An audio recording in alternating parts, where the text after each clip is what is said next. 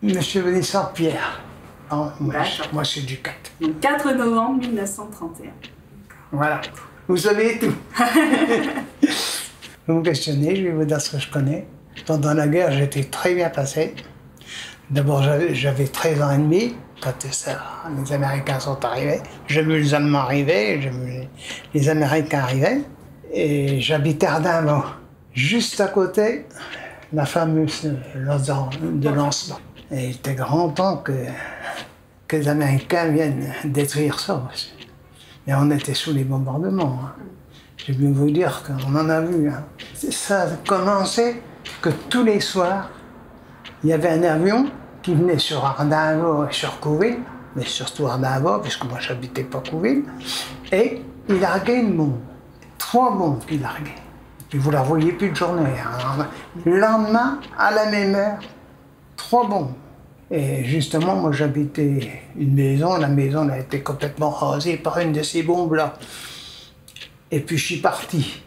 Mes parents, bien sûr, dans la nuit, on était obligés de partir. On est parti dans une ferme. Le lendemain, la ferme était incendiée. Tout est brûlé. On venait de partir. À la deuxième bombe, la maison était écroulée. On a été obligés de partir. Ma mère et moi, parce que moi j'étais né de 14 ans. Alors, on n'était pas 14 à cette époque-là. Hein. Et ben, ma mère avait 2 de mes petits frères dans les bras, et moi j'en avais un, puisque j'étais assez costaud. Et ma mère, il y a eu un de mes frères qui a été arraché des bras de ma mère. On a retrouvé dans le fossé, de l'autre côté. Et vous pouvez dire que j'en ai vu. Oh, ça a été terrible. Le lendemain, ça n'a pas duré longtemps, après qu'ils venaient avec leurs 3 bombes, là, il y a eu le débarquement, enfin pas le débarquement, mais les avions qui sont venus. Un nuage d'avions, un nuage. On voyait tous les avions avec les bombes, ils larguaient les bombes. On a eu vraiment la chance.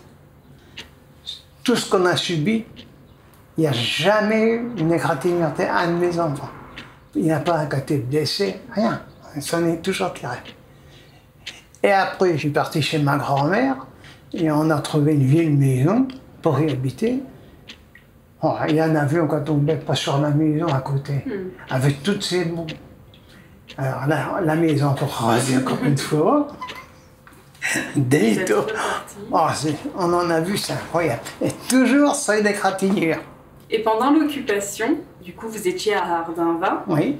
Est-ce que les Allemands habitaient dans votre maison? Est-ce qu'ils ont réquisitionné?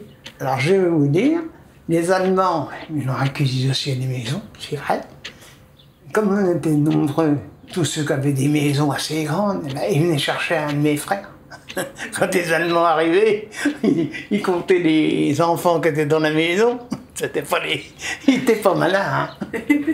Et puis, je vais vous dire seulement, la maison où j'habitais comme ça, on avait un grand lit, il y en avait qui couchaient les pieds à la tête. Hein. C'était comme les sardines. Hein. Non. Alors, je ne veux pas les Allemands se seraient installés là-dedans. Votre tout premier souvenir de la Seconde Guerre mondiale, quand ça a débuté? Mon premier souvenir, quand ça a débuté, les Allemands ou des Américains? Les Allemands. Les Allemands. J'ai été choqué, j'étais gamin, j'étais jeune, j'avais 4 ans plus jeune, bien sûr, et j'étais choqué. Parce que mon père buvait un petit peu. Et puis, il allait au petit commerce. Et ce jour-là, il rencontre un de mes oncles, et il dit, tiens, viens-tu boire une moque? Parce qu'il parlait comme ça. Alors, il n'y avait pas de bière, il n'y avait pas. Alors, ils s'établissent pour boire la moque. Il n'était pas malin, mes vieux, parce qu'il y avait 2 grands lascars. Alors, il a vu vraiment des grands lascars, qui étaient en train de boire un café, j'en sais rien. Et puis, mon père qui se met à faire comme ça. Oh, dépêche-toi de boire ta moque parce que tu sais, les bourges vont arriver. Oh. Ils se sont levés, les 2 lascars se sont levés. Est allé mon père et mon oncle. Ouais, ça, c'est des souvenirs que j'ai pu de. Autrement, des Allemands, ce que j'en ai souvenir, ils étaient corrects. plus que les Américains. Mais les Américains, c'était pas pareil, hein, c'était les qui pouvaient piquer et les femmes. C'était pas, ils n'avaient rien. Hein. Qu'est-ce qui se passait avec les femmes? Oh ben, vous savez, il manquait de relations avec les dames. Les Allemands étaient beaucoup plus corrects que les Américains. Ça c'est sûr. Surtout, on appelle les troupes qui débarquent. C'est des gars qui sortent des prisons, qui sortent avec tout. Hein. Tandis qu'après, bon, ça s'est bien amélioré. Hein. Mais au départ, surtout les femmes ne faisaient pas dans leur sillon. Oh oui, la guerre, hein. Jamais pu. Important. Je vais vous dire, j'étais pourtant gamin. Eh bien, moi, j'avoue à peu près la même situation maintenant que quand j'étais jeune. Il y avait de tout, rien ne se vendait. Et ça a été le déclarement de la guerre. Tout de suite, vous avez tout à vendre, rien ne se vend. Moi, j'en vois un petit peu le... J'ai peur, hein.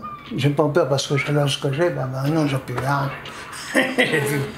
Mais... Comment ça se déroulait votre quotidien pendant la guerre? Le quotidien, manger, c'était les tickets, les rations. Mais moi, comme j'étais jeune, je travaillais dans une cantine avec les Allemands. Parce que j'allais porter à manger. On arrivait à avoir du pain n'était pas bon, le repas.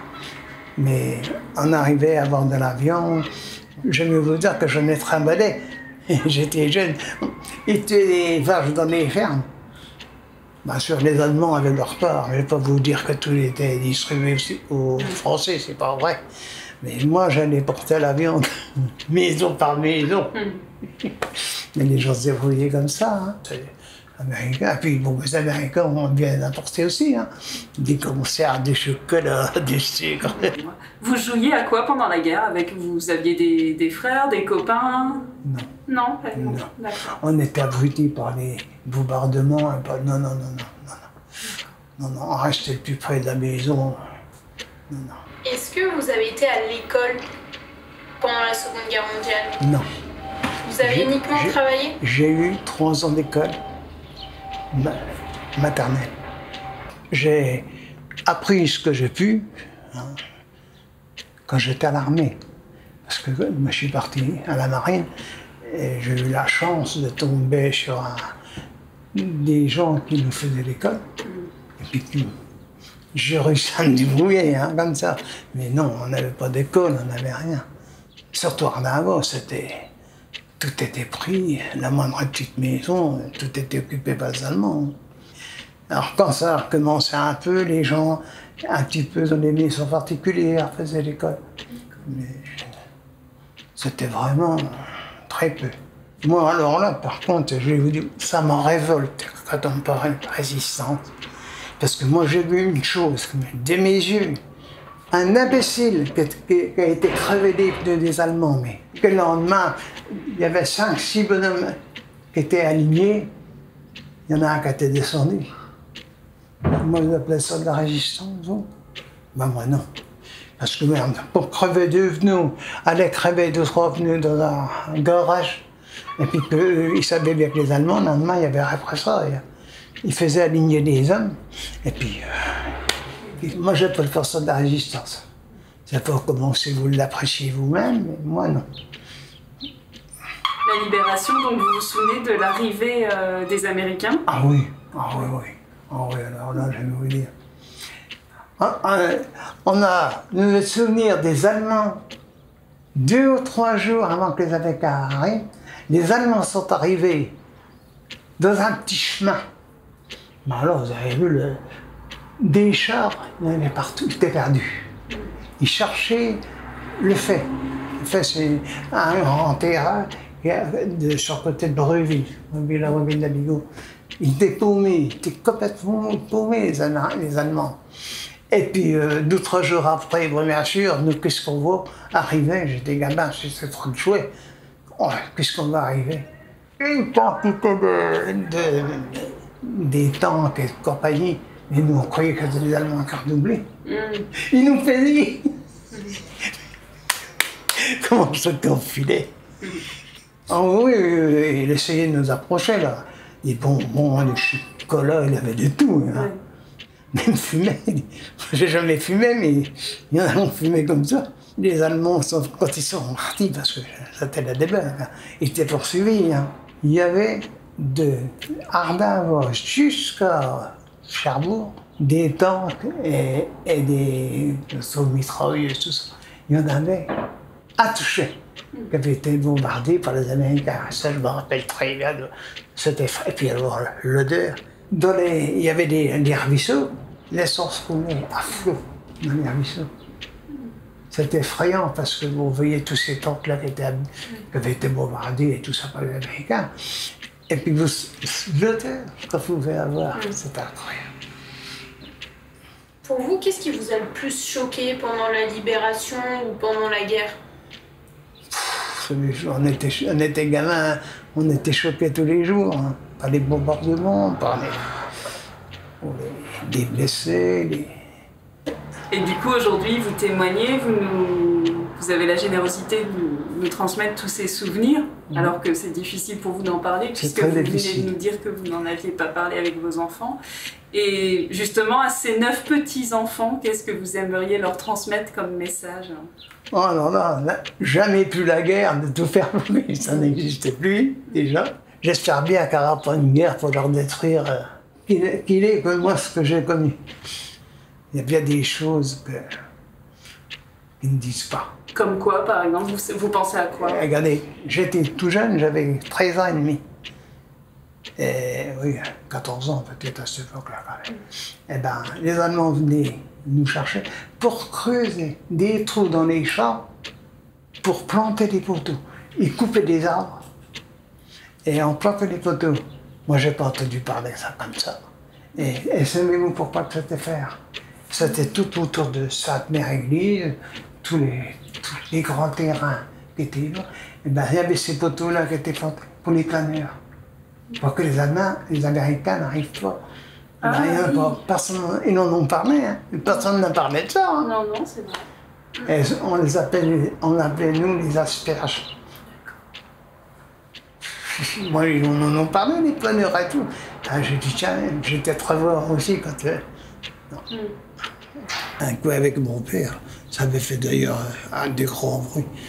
On avait trouvé l'argent d'un aviateur. Enfin, il était pilote ou il était mitrailleur, je sais pas, il était dans l'avion. Et on avait trouvé un pied. Et mon père, il était complètement petit doudou, il avait pris une bêche, on avait été l'enterré dans le cimetière de Bruville. Vous ne vous rendez pas compte de la catastrophe que ça avait fait. On n'avait pas le droit de faire ça comme ça. Je vois encore mon père tenir le pied il avait encore sa botte. C'est bien, vous gardez toujours le sourire, même quand vous nous racontez des choses. Oui, oui, oui.